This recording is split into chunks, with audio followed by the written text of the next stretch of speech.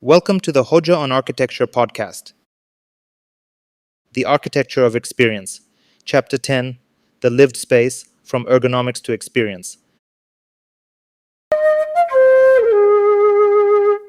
Across the previous 9 chapters, we have gradually moved from the measurable body to the lived reality of space itself. We began by reframing ergonomics beyond dimensions and standards, questioning the idea of the average human, and examining how bodies move, interact, adapt, and perceive within architectural environments. We explored invisible social distances, behavioral systems, posture, sensory atmosphere, and the emotional conditions produced through design. Yet throughout all these discussions, a larger argument has slowly emerged beneath the surface. Ergonomics is not simply a technical discipline concerned with fitting bodies into space. At its deepest level, it is part of a much broader question. What does it actually mean to live architecture? For much of modern architectural culture, space has often been treated as something objective and stable. Buildings are analyzed in terms of geometry, structure, style, and representation. Architectural value is frequently associated with visual clarity, compositional order, and formal innovation. Yet lived experience rarely unfolds through these categories alone. People do not inhabit plans, diagrams, or renderings. They inhabit conditions. They move, pause, adjust, remember, hesitate, gather, isolate themselves, feel comfort, experience tension, and develop routines within space over time. Architecture becomes meaningful not when it is completed as an object, but when it begins to participate in human life. This distinction changes how ergonomics itself can be understood. At the beginning of the season, ergonomics appeared as something technical, associated primarily with measurement, anthropometric data, and bodily efficiency. Gradually, however, it revealed itself as something far more expansive. The body was never simply a biological figure to be measured, but a perceptual and emotional presence that continuously negotiates with its environment. Dimensions matter not because numbers possess inherent authority, but because they shape lived conditions. Circulation matters not because movement is mechanically necessary, but because movement structures experience. Atmosphere matters not because sensory effects are decorative, but because emotional perception shapes how space is remembered and understood. In this sense, ergonomics ultimately leads architecture away from abstraction and back toward life itself. It reminds us that design is never encountered purely intellectually. The body experiences architecture before theory explains it. A threshold produces hesitation before it becomes analysis. Light influences mood before it becomes composition. Sound affects concentration before it becomes acoustics. Architecture therefore begins not with detached observation, but with embodied perception. This perspective also reveals why lived space can never be fully standardized or predicted. Throughout the season, we repeatedly encountered the limitations of averages, measurements, and systems. The body resists total simplification because experience itself remains variable, contextual, and dynamic. Two people may inhabit the same environment while experiencing it in completely different ways, depending on memory, culture, emotion, physical ability, or personal history. Even the same individual may perceive the same space differently depending on fatigue, stress, weather, or time of day. Space is therefore never fixed solely by design intention, it is continuously recreated through occupation. Importantly, this does not weaken architecture. On the contrary, it deepens its significance. If architecture cannot completely determine experience, then design becomes less about control and more about creating conditions for meaningful interaction. The architect no longer functions only as a composer of objects, but as a mediator between bodies, environments, and behaviors. Design shifts from imposing certainty to supporting possibility. This shift carries ethical implications as well.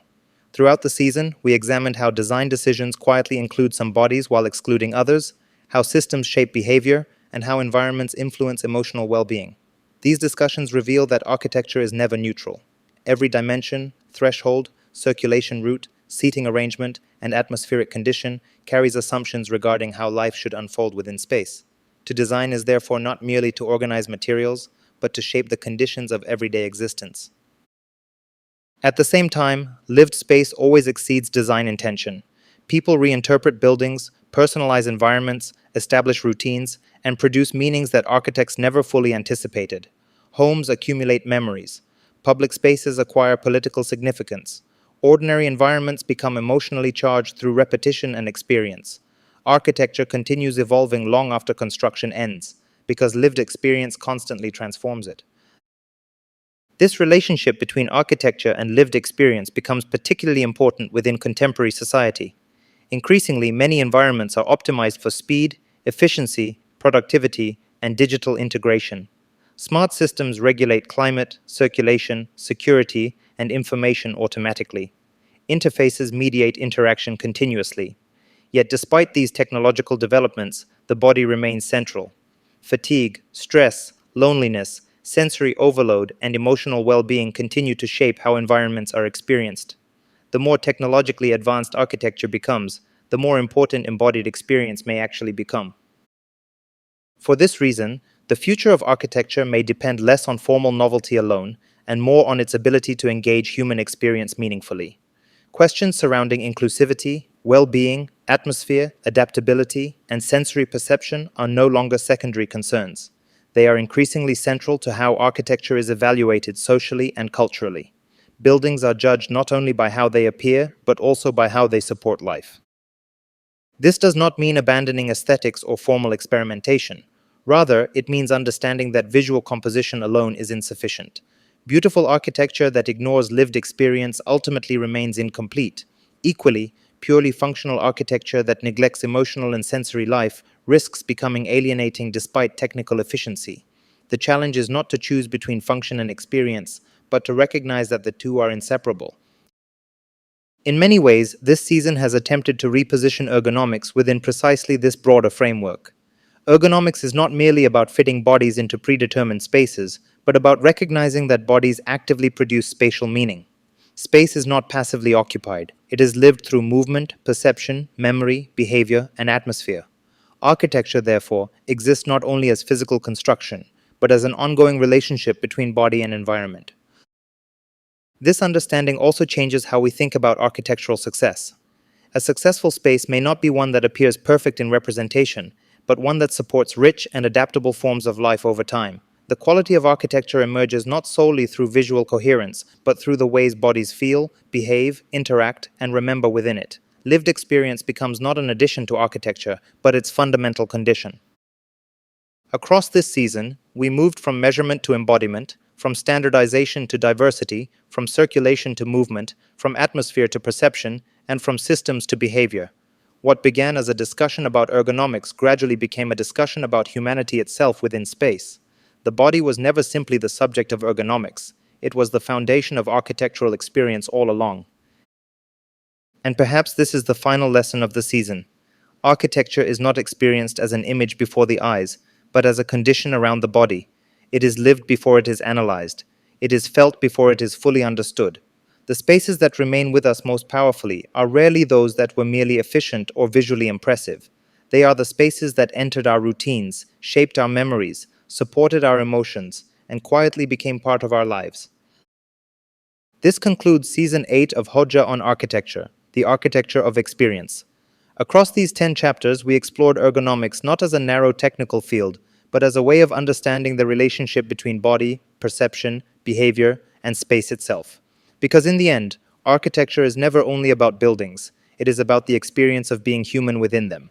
This final episode brings the season together by exploring architecture not as an object to observe, but as a lived relationship between body, perception, behavior, and space.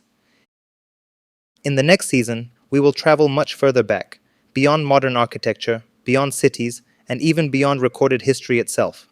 We will explore the Neolithic origins of architecture, examining how the first human settlements transformed space from temporary shelter into culture, ritual, memory, and collective life. The discussion will move from lived space to invented space, from ergonomics to civilization. Because once architecture becomes inseparable from human experience, the next question becomes unavoidable. When did humans first begin to shape the world through space itself?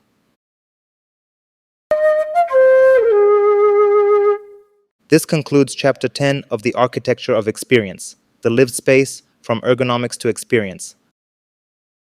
Thanks for listening. See you in the next season.